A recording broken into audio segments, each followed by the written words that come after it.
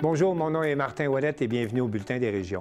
Cette semaine, on va parler d'élections municipales dans les régions de la Matapédia et des Laurentides et on va vous présenter des reportages qui proviennent de partout au Québec grâce à la collaboration des télévisions communautaires associées à Cogeco. Bonne émission.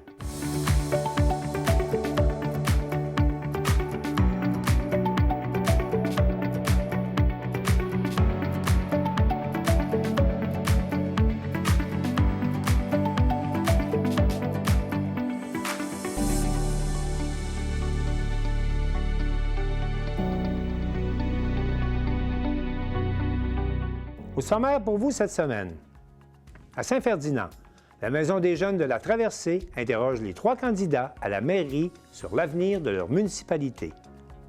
Grande-Rivière devient un important pôle d'innovation pour l'aquaculture, la pêche et la transformation des produits marins.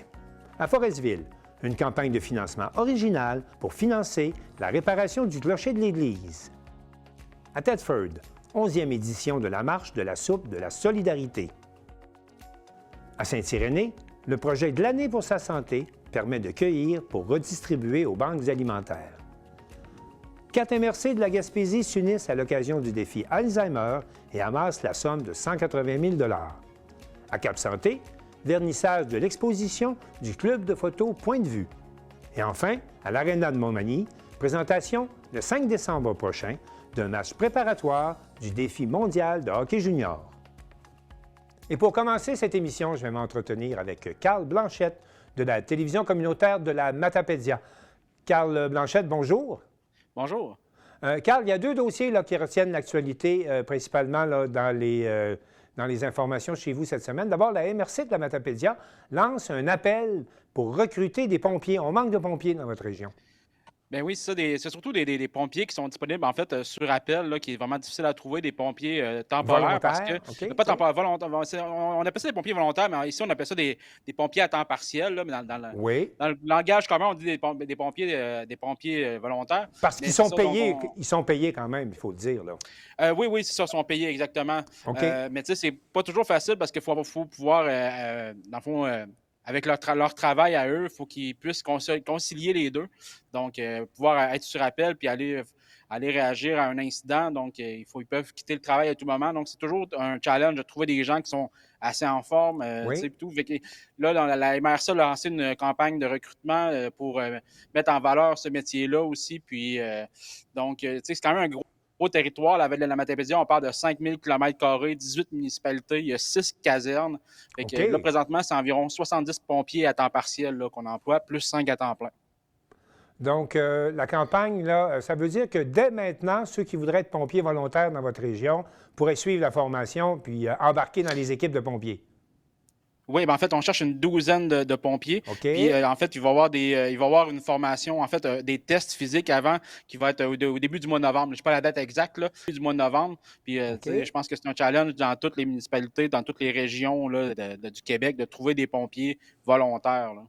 Et aux dernières nouvelles, c'est quand même intéressant au niveau financier. Là.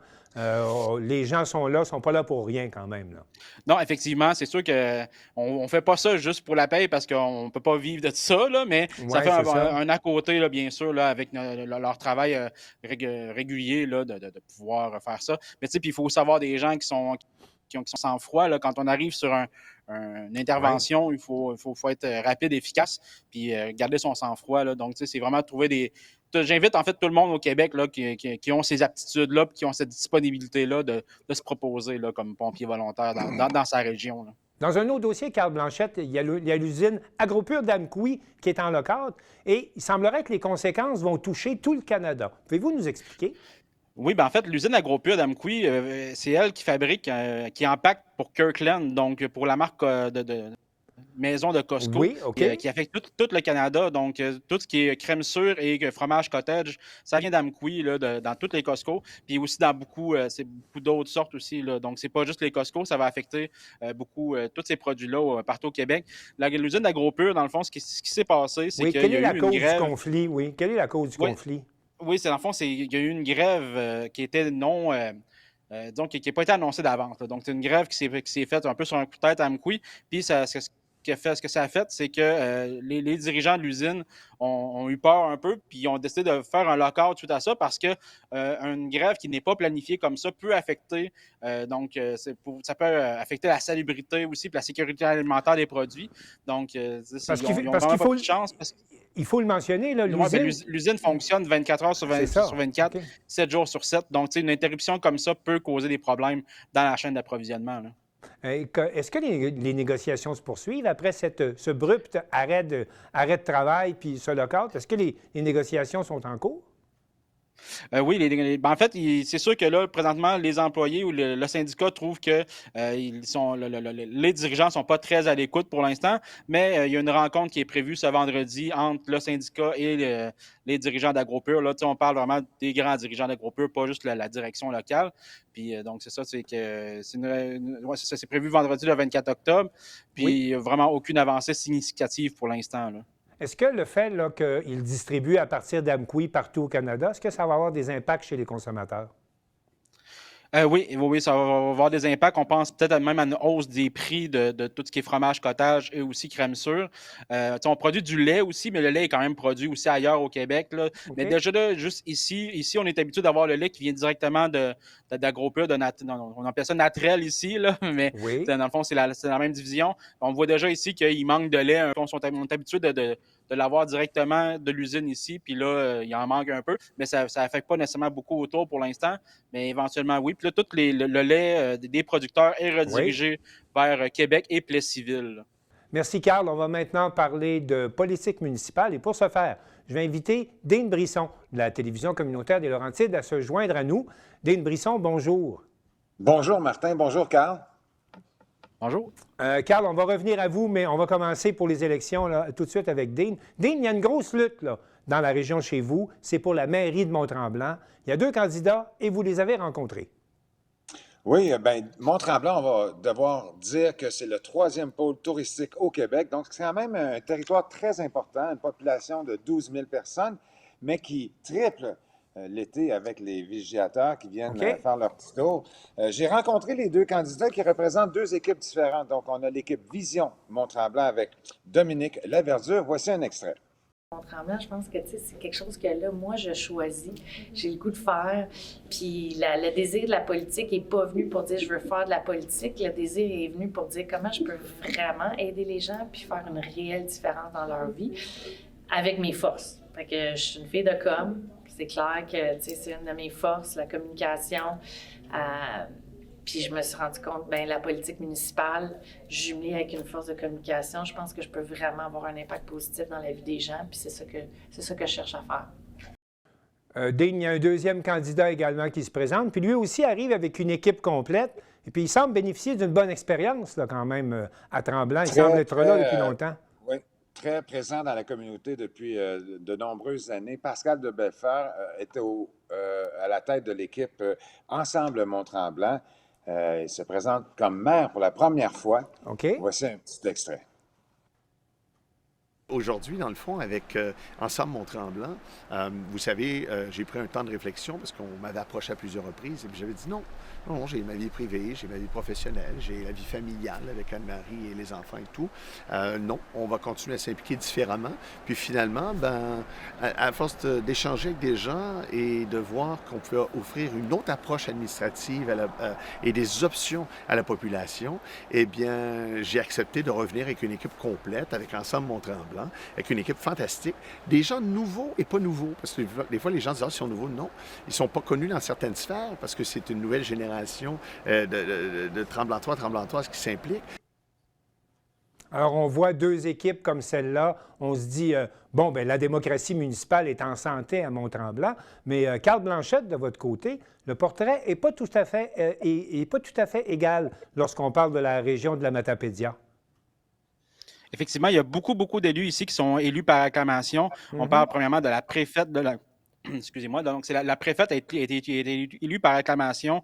Il y a aussi 14 des 18 maires et mairesses des municipalités de la 14. région qui ont été, oui, 14 qui ont été élus par acclamation. Il y a 9 municipalités qui ne tiennent même pas d'élection. Donc, même les conseillers sont tous rentrés par acclamation.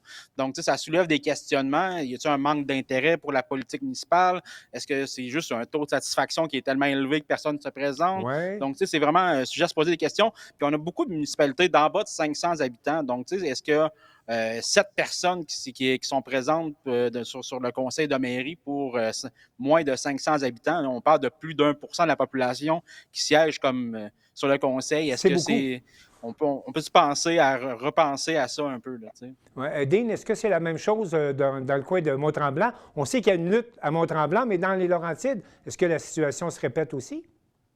Les 7 sièges à Mont-Tremblant sont en élection, mais il y a le Sainte-Agathe-des-Monts qui est un autre pôle assez important où Oui. tu n'as aucun des sièges qui sera en élection, qui ont tous Donc, été tous élus par élus par acclamation. acclamation. Puis après ça, j'ai sondé, j'ai vérifié dans le coin, la Oui. Saint-Sauveur, Saint-Donat et Sainte-Adèle, les 7 sièges sont en élection, incluant le siège de maire. Ensuite, à Mont-Blanc, le maire est réélu par acclamation, mais seulement 2 sièges qui sont élus par acclamation. Donc, tu as 5 sièges qui sont en élection. À Huberdeau, on a 2 sièges seulement qui sont en élection. Donc, soit comme Carl disait, un taux de satisfaction ou un manque de candidats ou d'intérêt pour la politique, parce que c'est un petit village de 800 personnes. On a le siège numéro 6 et le siège numéro 5 avec Benoît Gratton et Catherine Grenier qui se présentent. Et au poste numéro 6, on a Edith Sigouin, Sylvain Tremblay et moi-même, Dean Brisson. Oh! Oui, moi, j'ai quand même un intérêt pour la politique municipale. Je m'implique bénévolement. Alors, je vais vous arrêter tout de suite. Vous ne pouvez pas faire cabale là, pour votre poste Non, là, non, sur non. le bulletin des régions. Mais je voulais quand même le mentionner pour me faire Oui, sourire. on va vous Après souhaiter ça, on va vous souhaiter la meilleure des chances. Là. Et à Brébeuf, Ben oui. fin. Brébeuf, il y a 2 postes en élection seulement. Le préfet et maire est réélu par acclamation. Et à Labelle, c'est seulement un poste qui est en élection. Donc, c'est moitié-moitié, je dirais, chez nous, là, dans notre Oui, coin. Carl Blanchette, là, le fait qu'il y ait beaucoup d'élus par acclamation dans votre région, vous, ça commence à soulever d'importantes questions. Puis il y a des gens qui prennent la parole là-dessus. Oui, en fait, l'ancien maire de la ville, Gaétan Ruet, s'est prononcé sur un balado Ouais. comme pour dire tu sais, que exemple, on pourrait peut-être dire que les villes de 5000 habitants et plus, donc ce qui est le cas pour Amqui où la mairesse a été réélue par acclamation, est-ce qu'il pourrait y avoir un vote de confiance ou quelque chose comme ça? Donc tu sais, ça serait vraiment apporter un questionnement là-dessus parce qu'il y a quand même 2 des principales villes de la région, parce disons qu'on a 3 centres un peu, là. Bon, mais il y a 2 des 3 centres qui ont été aussi élus par acclamation. Donc, tu sais, c'est vraiment à se poser des questions. Est-ce qu'il y a eu un changement? Tu sais, donc, c'est vraiment à voir. Mais à sa défense, en fait, à la défense Oui. de la mairesse, Gaétan Ruet a été élu 2 fois par acclamation sur 4 mandats. Donc, lui, je pense qu'il n'a pas soulevé le point pendant qu'il était maire. Là, donc, Oui, il sait de quoi il parle. Mais ça serait quoi la mécanique là, d'un vote comme ça? Est-ce qu'il était un peu allé un petit peu plus loin dans son explication? non, pas vraiment. Là. Donc, tu sais, ça serait à voir là, si la personne ne passe pas, ben là, on fait quoi? Là? Donc, tu sais, souvent, c'est plus j'imagine que c'était plus une pensée Une idée. libre comme ça qui est sortie. Là. C'était pas de quoi qui a été réfléchi en profondeur, mais c'est quand même sujet à questionnement. Là. Ouais. Oui. Dean, est-ce que ça soulève des questions chez vous, ça, le fait qu'il y ait beaucoup d'élus par acclamation? Oui, parce que c'est soit que les gens n'ont aucun intérêt ou qui sont très, très, très satisfaits, ce qui est quasiment impossible que les gens soient super satisfaits parce que quand tu vas dans les conseils de ville des petits villages comme ici et autour, tu as toujours un clan, une gang là, qui ne sont pas satisfaits, là, qui viennent critiquer et qui sont très présents dans la vie politique active, si on veut. Là. Fait que c'est dur de savoir, tu sais, mais oui, il y a un manque d'intérêt de la part des jeunes, parce que c'est Oui. quand même des gens de 40 ans, 50 ans, 60 ans qui sont au conseil. Il manque de jeunesse, tu sais. Il n'y a pas de jeunes de 20 ans qui sont là. Curieusement. Fait que ça indique, selon moi, un manque d'intérêt. Dans les grandes villes, on parle également là, de l'impact des réseaux sociaux. Là. Les gens se font intimider, les gens se font traiter de toutes sortes de noms. Est-ce qu'on peut recenser ça dans vos régions aussi, ou c'est un phénomène qui est réservé pour les grandes villes? Carl, Il y en a là-dessus? C'est sûr que du côté de la Notapédia, on n'entend pas vraiment beaucoup parler. Ben, oui, c'est sûr que ça arrive des fois qu'il y a beaucoup de gens qui vont mettre la faute sur des maires, des mairesses, des élus pour des points où ils n'ont pas nécessairement le pouvoir de réagir. Là. Donc, souvent, il y a des choses que, exemple, je peux vous citer un petit exemple comme ça, je n'aimerais personne, mais il y a eu des rénovations qui ont été faites dans un bâtiment pour y mettre une entreprise, donc un salon de coiffeur dans ce cas-ci, où il y a eu un soulèvement parce que là, ils n'ont pas pris de permis de construction. Et là, la ville fait comme, mais là, ça ne rentre pas dans les règles, donc il faudrait fermer le salon de coiffeur parce que là, ils demandent une dérogation après temps. Mais là, c'est comme là, il faut que la municipalité aussi applique les règles. Ou des fois, ça va être littéralement quelque chose qui n'est pas dans leur cours du tout. Là, donc, que là, on met ça sur la faute de la personne. Mais tu sais, le déneigement, c'est pas la mairesse qui se lève le matin pour aller dans la souffleuse. Là, donc, c'est géré par la ville, par la direction de la ville et non pas par le conseil des maires. Alors, il peut parfois être lourd de se présenter aux élections, d'assumer les charges municipales, mais on va suivre qu'est-ce qui va se passer. On nomme notamment à Mont-Tremblant. Et puis, Carl Blanchette, si jamais il y a des suites là, concernant l'idée d'avoir un vote de confiance pour les gens qui sont réélus par acclamation, bien, on sera heureux de vous entendre à nouveau sur le sujet. C'est intéressant, ça, Martin, justement. Carl, moi aussi, là, je suis curieux de savoir ça serait quoi le mécanisme de ça, oui. Alors, messieurs, ça sera un plaisir d'en reparler à nouveau avec vous et merci beaucoup. Merci à vous, Martin.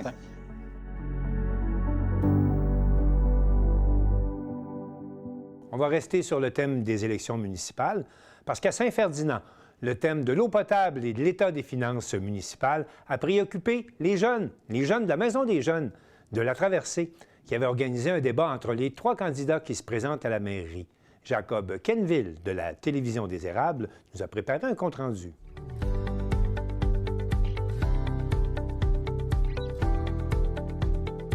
Le 14 octobre dernier avait lieu le panel des candidats et candidates à la mairie de Saint-Ferdinand. Cette soirée était une initiative de la Maison des jeunes de la Traversée 12-18 ans et elle avait 2 objectifs précis. Donner la chance aux jeunes d'expérimenter la démocratie et permettre aux candidats de s'exprimer sur des enjeux locaux. Plusieurs sujets chauds ont été abordés, en commençant par celui de l'eau potable. On peut aller entendre Yves Charlevoix, Audrey Ouellette ainsi que Jean Bernier sur le sujet. C'est pas une priorité, c'est une urgence. Alors, on devait faire un test en novembre 2024 prescrit par le gouvernement du Québec par l'entremise du ministère de la Santé et de l'Environnement. Ça n'a pas été fait, ça a été remis à ce printemps. Et puis, comme ces tests-là doivent être faits, comme tout à l'heure Sylvio le disait,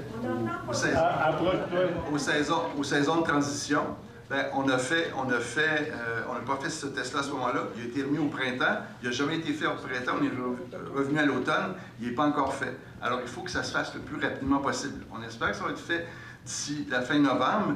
Sinon, si l'hiver prend, ça veut dire que ce test-là ne sera pas fait avant le printemps 2026. Alors, c'est crucial. C'est crucial. Puis, dans 6 mois, le test aussi prend 6 mois au niveau du résultat.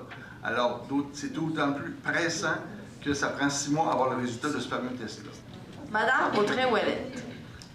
Donc, concernant l'eau potable versus ce que M. Bernier dit, c'est qu'il y avait des normes, des mises aux normes à faire avant de pouvoir procéder à faire les tests.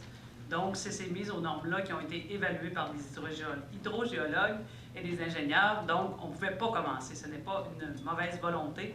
C'est bien parce que les mises aux normes devaient être faites. Les mises aux normes ont été faites. Ensuite, il y a eu des tests au niveau, des tests de captation qui ont été faits. Donc, ensuite de ça, il y avait justement les tests ICIDES qui doivent être faits, qui sont présentement commencés, j'aurais envie de dire, et puis que, oui, dureront 6 mois de temps. Et ensuite de ça, le résultat sera remis en cause. Donc, de là, on verra par les hydrogéologues, voir qu'est-ce qui en sortira. Est-ce que ce sera 10 secondes. Est-ce que ce sera le côté UV ou selon seulement qu'elle sera correcte, ça sera à voir. Monsieur Yves Charlevoix. Bon, je vais être un peu cassé de party, là. L'eau potable qui est déversée dans le réseau d'aqueduc du village, elle est potable. C'est vérifié tous les matins. C'est vérifié tous les matins à Noël, au jour de l'an et compagnie. On fait des tests tous les matins et à chaque semaine, les résultats sont envoyés au laboratoire et on nous dit si c'est potable ou pas. Le problème qu'on a actuellement, c'est la santé publique qui veulent absolument puisse établir qu'il n'y a pas de parasites ou certains paramètres qu'on veut vérifier dans l'eau. Comme tel, il n'y a pas de danger de la consommer. Pour aussi, par mesure de précaution, si vous voulez, là, on dit aux gens de faire une ébullition, mais de façon préventive, tout simplement. C'est que, voilà. Pour ce qui est des tests qu'on appelle ICIDES, que ça a l'air très, très compliqué, j'ai pris parce que je suis pas capable de vous le dire par cœur, c'est l'eau souterraine sous influence directe de l'eau de surface. ICIDES. C'est ça les tests qu'ils font présentement, c'est qu'il y a à chaque semaine, pendant 26 semaines, ils vont vérifier. Non, c'est terminé, M. Charlebois. M. Bernier est clair à ce sujet. Il ne s'agit pas d'une urgence, mais bien d'une priorité. M. Yves Charlevoix, lui, a tenu à rassurer les citoyens en énonçant clairement que l'eau à Saint-Ferdinand est testée à chaque matin et qu'elle reste potable pour tous et chacun. Pour sa part, Mme Audrey Ouellette souhaite rappeler à tous que c'est une série de tests qui retardent le processus. Après avoir discuté de la qualité de l'eau, un autre sujet d'importance semble avoir retenu l'attention, celui de la situation financière de la municipalité. Les candidats ont été invités à se prononcer sur les résultats budgétaires de 2023 et à expliquer comment ils envisagent l'équilibre financier pour 2025. Allons entendre la réponse de chacun. On n'a jamais de déficit à la municipalité parce qu'on doit toujours terminer avec un surplus. Ça, c'est en partant, c'est la mécanique municipale de ce côté-là. On bombarde toujours de chiffres, de déficit et tout ça. Si vous voulez vraiment comprendre, on a la municipalité, je pense, la plus transparente de la MRC. Vous avez l'état des revenus et dépenses à chaque mois. Vous avez de l'audit qui est disponible sur le site Internet. Vous avez également, à tous les 6 mois, on a encore un record de ce côté-là. Ça fait que si ça vous tente de voir là, ce qu'il y a en retour des chiffres de la municipalité, célébrez-vous. Monsieur Jean Bernier. Au niveau de l'état des revenus et dépenses, clairement, on a fait un déficit en 2023. On en a fait encore un autre en 2024 suite d'une écriture comptable qui a été renversée au mois d'août, qui a été annoncée par le maire Charlebois lui-même lors d'une assemblée du conseil. Et puis, basé sur ce qui s'est passé durant les 2 dernières années, probablement qu'on va aller vers un autre déficit en 2025 de la façon dont le budget est basé actuellement. De la façon dont le budget est bâti, c'est-à-dire actuellement. Madame Audrey Ouellette. Ça ne représente pas de déficit. C'est lorsqu'il y a les investissements qui sont faits, ils doivent être calculés et de là, ils doivent être indiqués. Donc, pour certains, le chiffre va apparaître en moins. Mais lorsque la subvention rentre ensuite de ça, c'est là que le surplus revient à la suite. Il est possible de rattraper le panel sur notre site internet à tvca.org et le 2 novembre prochain, n'oubliez pas d'exercer votre droit et d'aller voter. Merci d'avoir été parmi nous. C'était Jacob Kenville à la TVCA.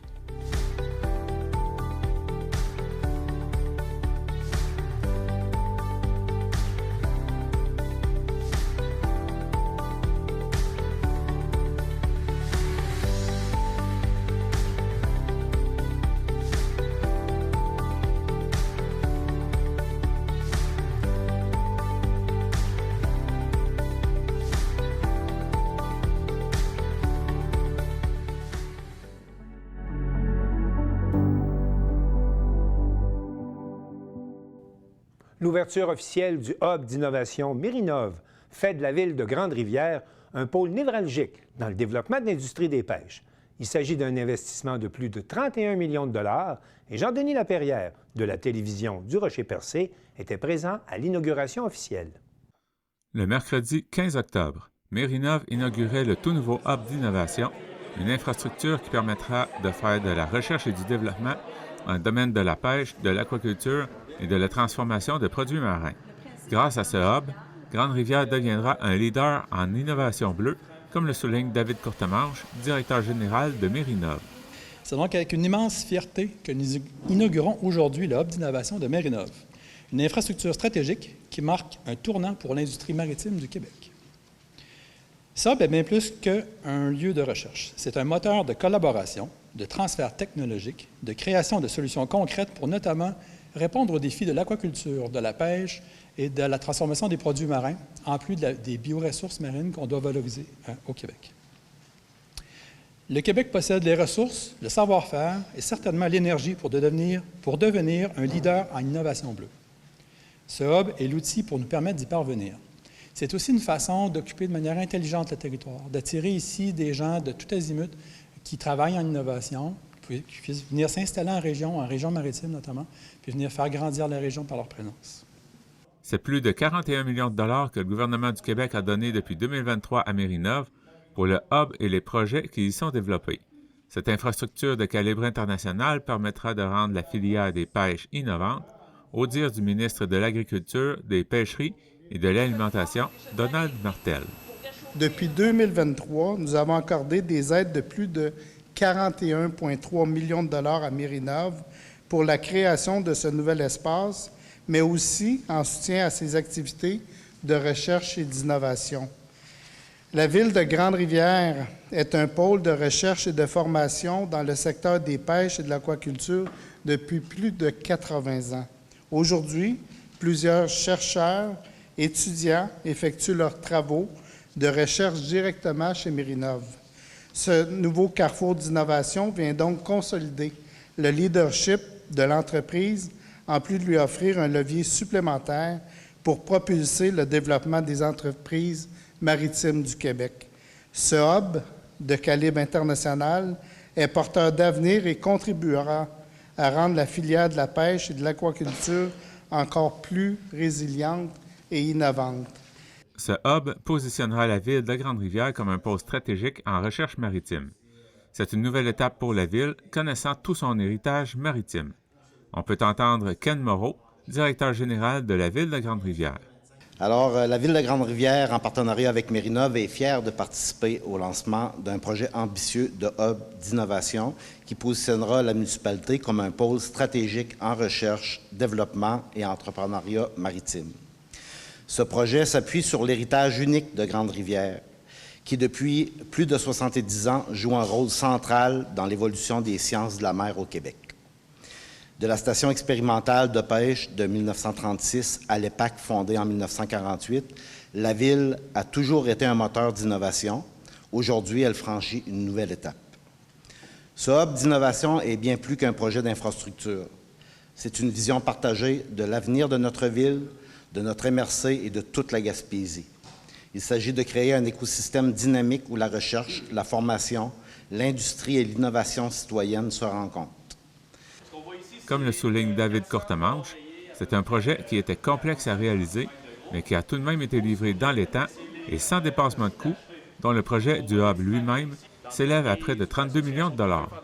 C'est un projet très complexe. C'est une infrastructure de calibre mondial d'une très grande complexité au niveau de la mécanique du bâtiment, au niveau de la plomberie, tous les éléments de chauffage, déshydratation, déshumidification, contrôle de température. Puis malgré tout ça, l'ensemble des entrepreneurs dans le dossier ont fait un excellent travail. C'est un projet qui a été livré dans les temps, selon les budgets, selon les échéanciers, puis selon la qualité des livrables aussi qui était attendue.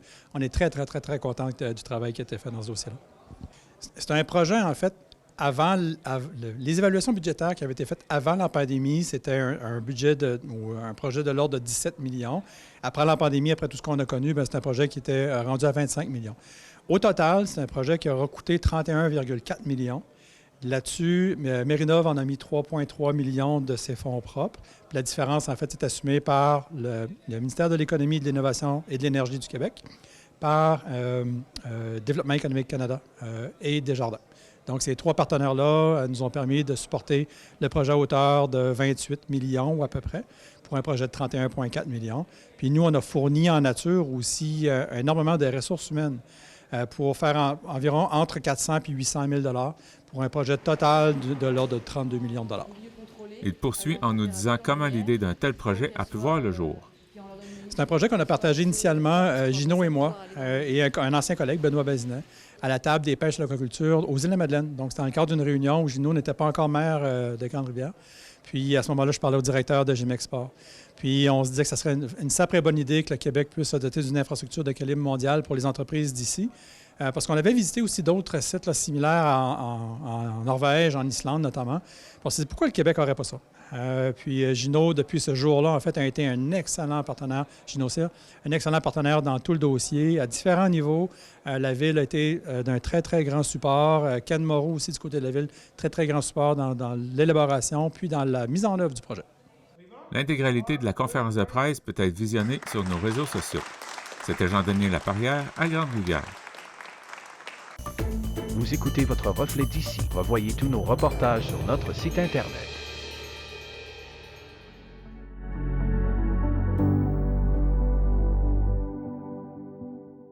Joanie Gaudreau de la Télévision du Littoral nous apprend que c'est pierre par pierre, grâce à une campagne de financement populaire, que sera reconstruit le clocher de l'église de Forestville. Après la chute d'une trentaine de pierres du clocher de l'église de Forestville, des travaux urgents évalués à 45 000 $ sont nécessaires. La Fabrique Saint-Luc a lancé une campagne de financement pour préserver ce bâtiment patrimonial. Elle sollicite l'aide de la population afin d'assurer la sécurité et la préservation de son église, un lieu emblématique de la communauté. Depuis 1956. Le 1er septembre, une trentaine de pierres se sont détachées du clocher, rendant indispensables des travaux de réparation. Pour relever ce défi, une campagne de financement a été lancée sous le thème « Une pierre virtuelle pour notre clocher ». Les paroissiens et citoyens sont invités à contribuer en devenant symboliquement propriétaires d'une pierre virtuelle du clocher, une façon originale de soutenir la réfection du bâtiment. Un thermomètre sera installé dans l'église pour visualiser où en sont rendus les dons reçus. Les dons peuvent être transmis directement au bureau de la paroisse par chèque ou par virement Interac à l'adresse courriel paroisse.saintluc@hotmail.com. Un reçu pour fin d'impôt sera remis à chaque donateur. Le curé de la paroisse, Irénée Girard, se réjouit de la générosité des citoyens jusqu'à maintenant. Dès la réception de leurs sollicitations postales ou via le web, des gens sont venus apporter leurs dons selon lui. Claude Huard, président de la Fabrique Saint-Luc, remercie à l'avance la population pour sa générosité. Merci de tout cœur, souligne-t-il dans l'appel au financement. Cette mobilisation vise à assurer la sécurité des lieux tout en protégeant une partie du patrimoine religieux et culturel de Forestville.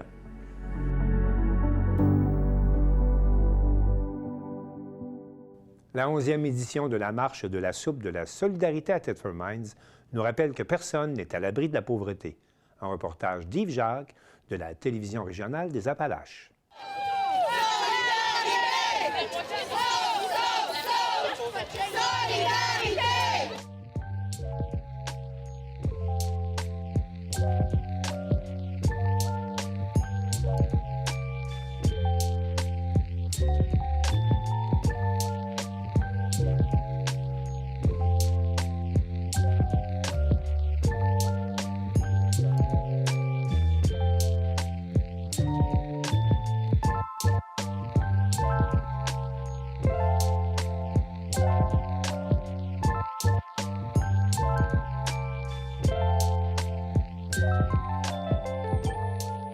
Bonjour, mon nom est Guy Jacques. C'est aujourd'hui la 11e édition de la Marche et de la soupe de la solidarité. Et nous sommes sur les lieux pour rencontrer les gens qui sont venus participer à l'événement. Je suis présentement avec quelques membres du comité organisateur. Je vais vous demander de vous nommer. Philippe Tétrault, agent de développement pour le CDC des Appalaches. Noémie Boucher, organisatrice communautaire pour le 6 de Chaudière-Appalaches. Caroline Jalbert, je suis intervenante en dépendance chez Don Rémy. Ça me fait plaisir de vous rencontrer. Ça a été une super belle activité. Quelles sont vos premières impressions par rapport à cette activité? C'était vraiment agréable. Cette année, on a eu tout près de 200 personnes qui étaient présentes avec nous pour souligner la soupe de la solidarité. Donc, on a vraiment eu une belle activité. Bien, en tout cas, moi, c'est la deuxième année que je participe. Puis je trouve que c'était une très belle activité. C'était le fun avec les jeunes aussi du pays, de la polyvalente de Thetford. Ils étaient très animés, ils ont répondu aux questions. Donc, ça a donné une belle ambiance à l'événement. Ouais. Vraiment. Jeunes et moins jeunes, là, tout le monde était solidaire ensemble. C'était beau de les voir. Oui, c'est ça que j'ai remarqué. Il y avait quand même des représentants de tous les âges, ce qui était très intéressant. Je trouvais la participation des jeunes aussi magnifique. Quelle est l'importance de tenir cet événement-là année après année? Bien, c'est sûr qu'on pourrait se dire que, même si on le répète, il n'y a pas de changement. Quand on regarde, on avait un peu cette discussion-là d'entrée de jeu tout à l'heure.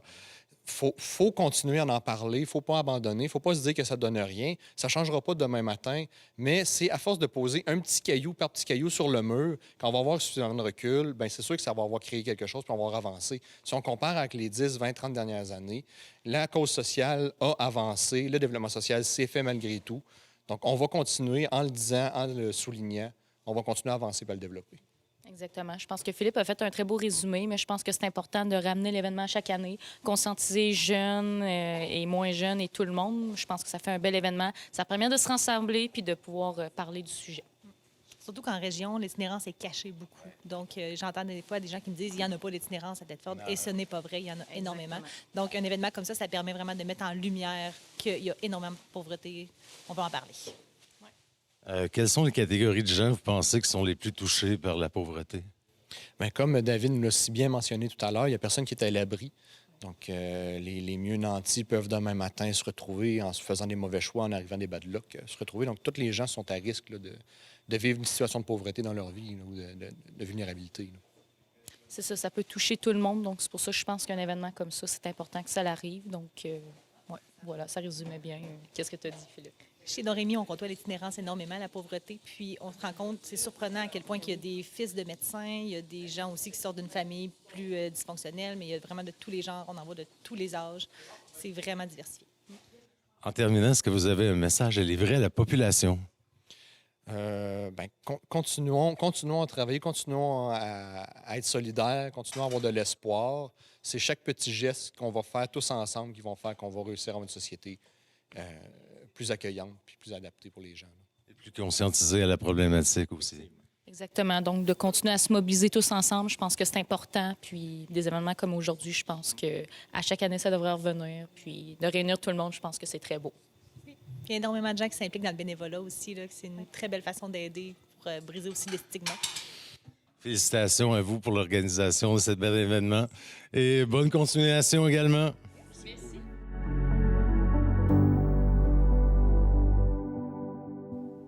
Le glanage est une activité qui permet à des groupes et à des individus de récolter les surplus qui demeurent dans les jardins afin d'éviter le gaspillage. Et à Sainte-Irénée, une initiative permet de glaner pour la santé, nous rapporte Félix Chouinard de TVCO.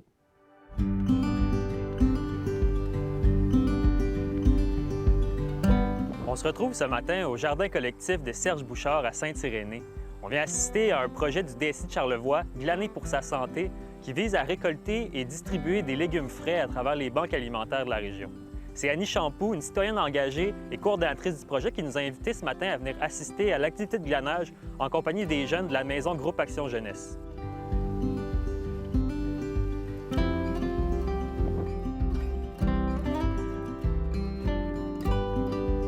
Le glanage, c'est une vieille tradition qui remonte peut-être à l'Antiquité. C'est que quand un producteur agricole fait une culture quelconque, ça peut être, dans le temps, c'était des céréales, mais oui, c'est maraîcher, à un moment donné, on se ramasse qu'on a soit pas le temps, ou soit que la production l'année a été généreuse. Fait qu'il nous reste de la production qui est au champ, mais qu'on ne pourra pas cueillir, qu'on n'a pas le temps de cueillir. Donc, le glanage, c'est de permettre à du monde qui sont généralement en situation d'insécurité alimentaire de venir chercher ce qui reste dans les jardins.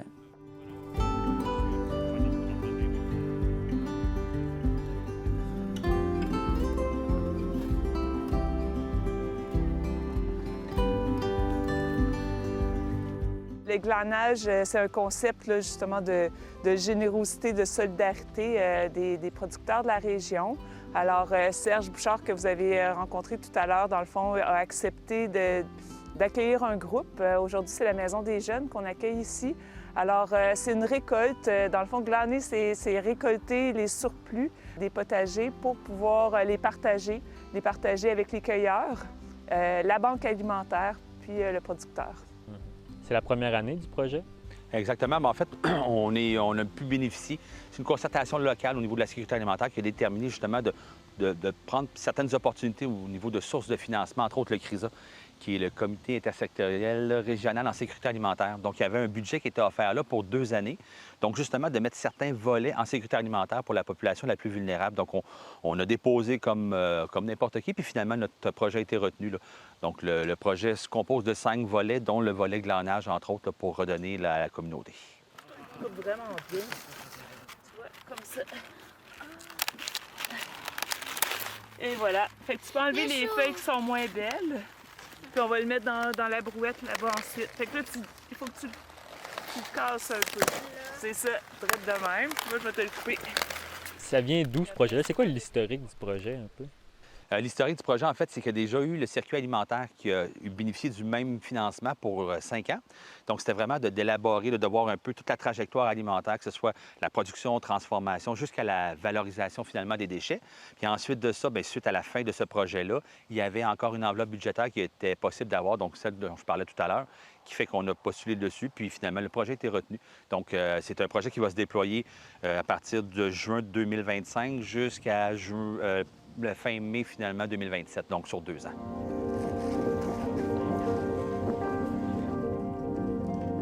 L'agriculture, si on réfléchit bien, c'est quand même une activité pour nourrir le monde. Je pense qu'on a quand même une responsabilité sociale de nourrir tout le monde. Puis si on est capable d'aider sans que ça soit un fardeau financier, quand ça soit un fardeau de... Parce que c'est eux autres qui organisent. C'est pas moi qui appelle tout le monde pour venir. Là. Si c'est facile à faire, puis que ça peut aider, puis que soit je suis gagnant ou soit que je suis pas perdant, moi, je trouve que c'est correct. Là. Ça fait partie de mes valeurs.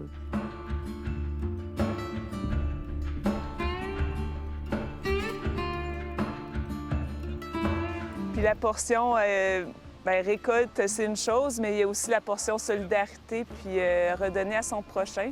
Alors, vous allez voir la Banque alimentaire arriver avec son camion. Alors, on veut faire vivre l'expérience aussi que cette récolte-là qu'on a faite aujourd'hui ensemble, bien, elle s'en va aussi à la Banque alimentaire pour des personnes qui ont peu d'accès à des légumes frais, là.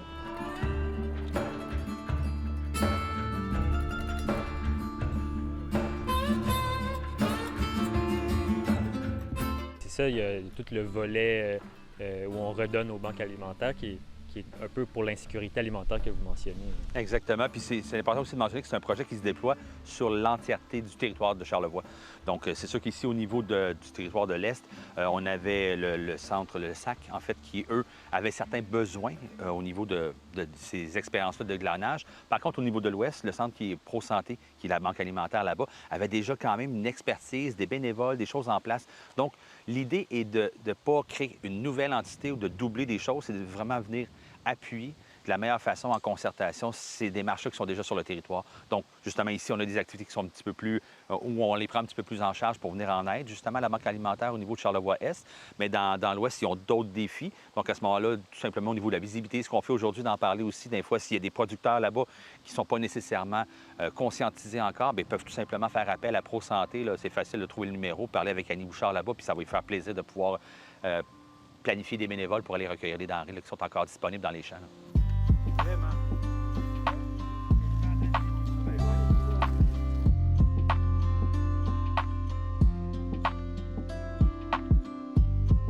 Pour nous autres, la banque alimentaire, avoir des légumes, écoute, des maraîchers puis du glanage comme ça, c'est important parce qu'on a de moins en moins dans les épiceries que moi je vais chercher à cause des Flash Hero, puis tu sais, ils essayent de récupérer.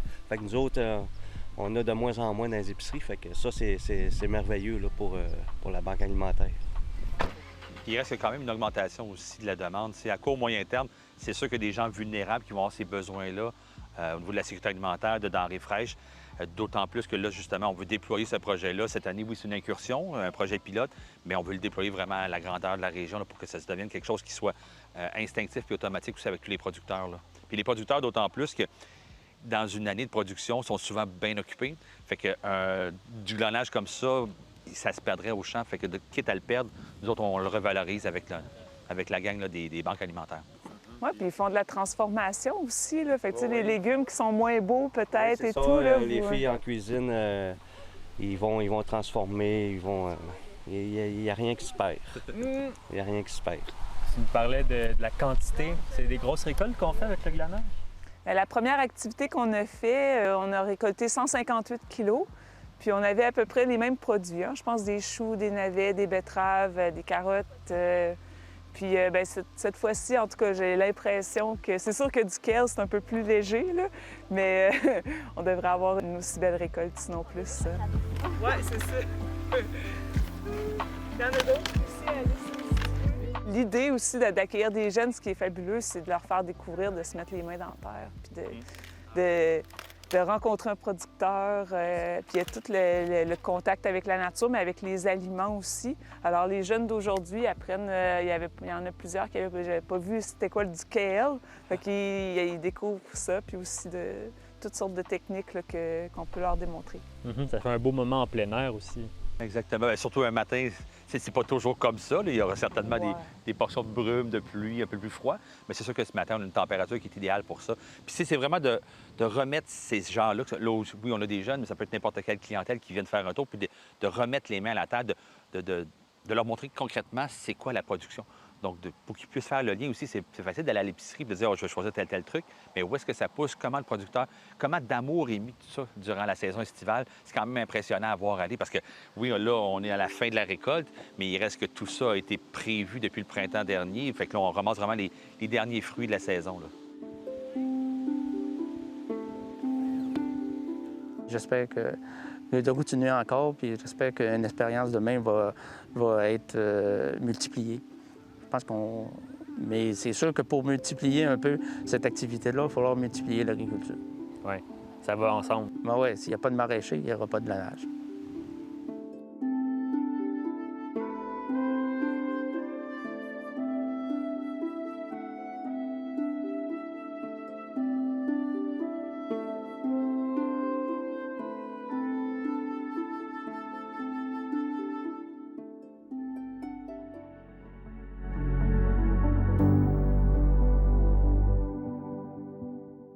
La Société Alzheimer Gaspésie-les-Îles a amassé, grâce au défi Alzheimer 2025, une somme de 180 000 $ qui servira à financer des services de proximité aux personnes souffrant d'Alzheimer en Gaspésie. Simon Thériault, de Télévague, a assisté à la soirée de clôture virtuelle de cette campagne de financement et nous a préparé un reportage. Le 14 octobre dernier, la population était invitée à assister à la soirée de clôture du défi Alzheimer en direct sur Facebook. Télévague s'est surtout intéressé aux activités de financement de la MRC de Rocher-Percé et de la MRC de Bonaventure. La principale activité de financement de la MRC Rocher-Percé était un grand défilé de mode. Frank Sweetman, ambassadeur pour la région, nous en parle. Cette année, c'était la 2e édition. On l'a fait l'an dernier. Donc, c'est un défilé de mode qu'on a appelé Entre ciel et mer parce que l'an dernier, on l'a fait à l'extérieur au quai de Port-Daniel. On a eu près de 80 personnes l'an dernier, si je me souviens bien. Et on a décidé de le refaire cette année. Donc, sauf à cause de la pluie, on l'a fait à l'intérieur, au centre sportif de Gascon, mais on a eu 125 personnes qui ont assisté au défilé. Les mannequins, une dizaine de mannequins, les mêmes l'année passée et cette année, dont Amy qui était mannequin. Il y a les commanditaires, donc c'était fait en collaboration avec la boutique Marie-Carine de Chandler, la buvette Thérèse de Gaspé. Il y a eu la municipalité de Port-Daniel-Gascon, c'est certain, et le Family Prix Chandler, Sonia Albert-Giroux. Et donc DJ, photographe, la beauté, maquillage, cheveux. Donc il y avait vraiment beaucoup de monde impliqué. L'événement, on a accumulé 7 735 $. Ah oui, ça a été une très, très grosse activité de financement. Je vais me tourner par Amy Roussy, qui est notre intervenante dans Rocher-Percé. Bonsoir, Amy. Bonsoir, tout le monde. Amy, tu veux nous parler d'une participante, là, année après année, qui est là, qui fait même participer ses élèves là, à une activité de financement. Est-ce que tu peux nous en dire davantage? Oui, on a une participante là, depuis plusieurs années. Elle a même participé aux éditions de marche. Donc là, depuis le défi, sa tournée, elle a continué de faire des marches. Donc cette année, elle a organisé 2 marches, l'une à Chandler puis une à Gascon. Donc pour la cause à nouveau. Puis elle s'implique beaucoup pour les autres levées de fonds également de la Société Alzheimer, pour les rallyes de la mémoire, toujours prête avec une pile pour en vendre là, à différentes personnes. Puis auprès de ses élèves également. Donc, Madame Suzanne Smith, j'aimerais la remercier là, pour son implication depuis quelques années à la Société Alzheimer. Puis j'aimerais remercier également tous les autres participants là, qui ont relevé des défis sportifs symboliques qui sont uniques à chacun, puis qui sont toujours très plaisants à entendre, de toutes les réalisations chaque année. Donc, merci à tout le monde. Merci à Suzanne. Puis, merci à notre ambassadeur dans la MRC Rocher-Percé, Frank, qui a mis beaucoup de temps là, dans le défilé, là, notre événement là, dans la MRC Rocher-Percé. Dans la MRC Rocher-Percé, on a eu 12 participants et puis on a récolté un montant de 24 851 $. La MRC de Bonaventure a elle aussi organisé d'excellentes activités, notamment la marche lumineuse de Caplan. Bernard Babin, le directeur de la Société d'Alzheimer de la Gaspésie des Îles-de-la-Madeleine, nous communique les résultats à la place de l'ambassadrice Linda Poirier, qui avait un petit souci technique. Donc, l'activité avait eu lieu à Caplan, puis ça a été vraiment une belle activité. C'était la 2e édition de la marche lumineuse. Puis, c'est ça, ça avait rapporté à l'entour de 2000 $. Puis, après ça, il y a eu un souper spaghetti qui a eu lieu à New Richmond, 21 septembre, dans le cadre de la Journée mondiale de la maladie d'Alzheimer. Et ça avait rapporté la somme de 7500, Linda, je pense, là? Oui, fait que ça avait été une belle journée. Donc, Linda, j'aurais aimé te parler un peu plus, mais là, c'est dommage.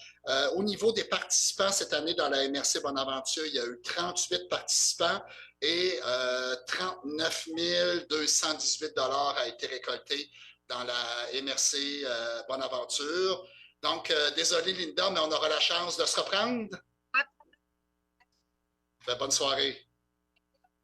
Évidemment, dans la MRC Bonaventure, on remercie les employés. On pense à Kathleen, à Maude Chiasson, Claudie, Jannick et tous les participants du défi Alzheimer. En plus des participants donateurs, on a des commanditaires, en fait. 160 commanditaires, organisations différentes qui ont donné pour le défi Alzheimer. C'est environ la somme de 45 000 $. Donc, parmi le grand montant qu'on va dévoiler dans quelques instants, il y a 45 000 qui proviennent aussi des gens d'affaires, des organisations de tout le secteur. Alors, 181 850 $ d'amassés. On est extrêmement reconnaissant de cette grande générosité-là. C'est merveilleux. Incroyable. Pour conclure, il est crucial de souligner la raison derrière la mise en place d'une telle campagne de financement. C'est tellement important de le dire. Même des fois, on n'en parle pas assez. Le pourquoi qu'il y a une activité annuelle de financement, c'est nous permettre d'avoir des bureaux dans chaque MRC, d'offrir des services de proximité, de développer des activités de stimulation à domicile, d'avoir plus de rencontres aussi psychosociales avec les gens, d'aller à domicile. On a des prêts de livres, des prêts de jeux spécialisés. Les activités de financement nous permettent aussi d'avoir plus de rencontres à domicile.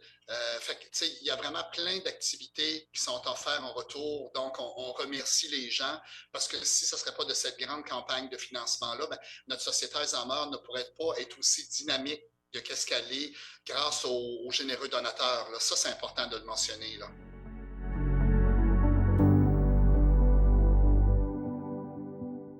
Les passionnés de photographie du Club Point de Vue présentent leurs clichés à la salle Albert Fortier de Cap-Santé et l'équipe de CJSR était au vernissage de l'exposition.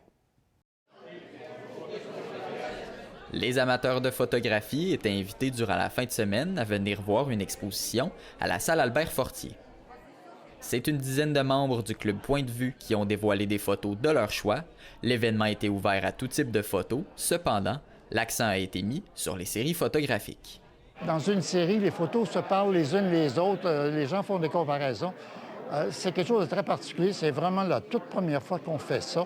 Alors, il y a une bonne partie des photos qui sont de cet ordre-là, des séries, puis il y a une autre partie où ce sont des photos que les photographes, les membres du club ont voulu présenter parce qu'ils les trouvent intéressantes. La photo animalière, t'attends, il faut être patient. Puis à un moment donné, t'as la bonne pose, mais il faut que tu sois prêt. Ça, c'est deux grands hérons, mais avec leur plumage nuptial, qu'on dit. Ça, c'est au printemps, donc il y a des belles plumes. Faut qu'ils impressionnent la femelle, tout ça, fait qu'il y a toutes ces belles plumes, le bel attirail. Fait que ça a été photographié en Floride. Un matin brumeux, ce que vous voyez en arrière, c'est de la brume. Puis il y a un rayon de soleil qui est apparu pour éclairer les deux hérons.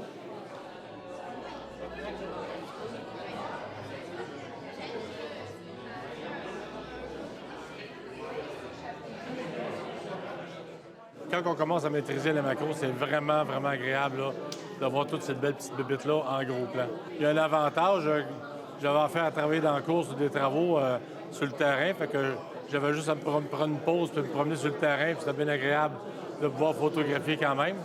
Fait qu'on peut le voir, le détail ici, là, comme c'est ici les criquets, là, avec le flash puis le diffuseur, on voit vraiment qu'on voit tous les détails. Si on regarde les abeilles, on voit le détail des petits poils, là.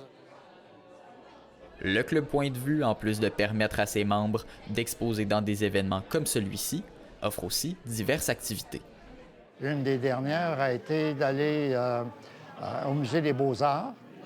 En termes d'architecture, puis même d'éléments exposés. Alors, dans la même journée, on a fait ça. Puis ensuite de ça, on a été à la bibliothèque Gabriel Roy, encore là. Au plan architectural, c'est un petit peu particulier. En plus d'avoir le plaisir de présenter nos réalisations, les expositions sont vraiment une façon de faire connaître le club, d'attirer des nouveaux participants. Pour ceux qui sont intéressés à rejoindre le Club Point de Vue, il suffit d'aller sur la page Facebook du club et d'envoyer un message. Le coût annuel est de 60 $.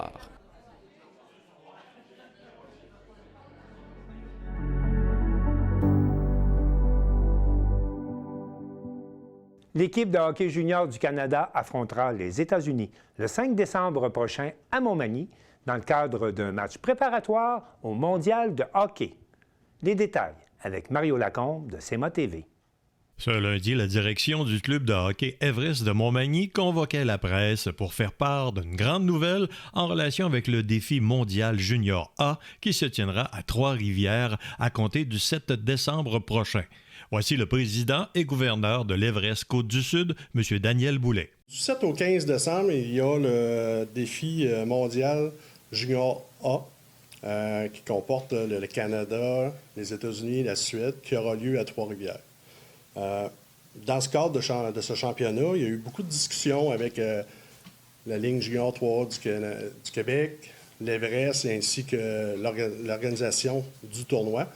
Et suite à ça, on a eu une entente et on est fiers d'annoncer que nous allons avoir un match préparatoire à l'Aréna de Montmagny le 5 décembre prochain en vue du défi mondial junior. M. Boulet nous donne ici une idée de l'impact qu'aura ces matchs préparatoires du 5 décembre sur la région de Montmagny. L'équipe sera représentée, c'est le Canada Ouest contre les États-Unis. Puis je veux vous dire que sans l'Everest, l'octroi du match préparatoire du défi mondial n'aura jamais vu le jour. Puis cet événement va rajouter de la crédibilité à l'organisation et à la ligne de hockey junior 3A, mais également au sein de la ligne canadienne de hockey. Finalement, on va entendre M. Kevin Figski, commissaire de la Ligue de hockey junior 3A du Québec, qui a collaboré grandement à la venue d'un tel événement à Montmagny. Nous sommes vraiment fiers d'apporter cette match hors concours avant le défi mondial ici à Montmagny. Depuis leur arrivée dans la Ligue, Montmagny, c'est une de nos meilleures franchises. Au niveau de l'organisation, ils ont bien supporté les joueurs. Ils ont bien accueilli par la ville de Montmagny. Puis quand on cherchait des endroits d'avoir ces matchs-là, puis c'est la première fois que le tournoi, ils ont décidé d'avoir 2 matchs hors concours à l'extérieur de le site principal, pour avoir la chance pour le monde à l'extérieur qui sont des partisans de hockey junior A, d'avoir la chance d'accueillir un genre de tournoi avec cette calibre de joueurs. Puis quand ils nous demandent la Ligue, est-ce qu'on peut avoir des franchises qui sont prêtes à accueillir ces 2 matchs-là? Je lance l'appel directement à Dan, puis l'Everest sont vraiment hâte d'accepter cette défi. Puis depuis le début, on travaille bien fort ensemble pour s'assurer qu'on va avoir du monde dans les stades. Puis en principe, on veut avoir les jeunes joueurs du hockey dans la région pour donner une idée c'est quoi leur avenir dans le hockey junior. Donc, en terminant, pour l'occasion, c'est une date à retenir. Le 5 décembre prochain, un vendredi à 19h, la formation des États-Unis affrontera l'équipe Canada-Ouest à l'Aréna de Montmagny en vue du défi mondial Junior A. Mario Lacombe à Montmagny pour CMA TV. Information.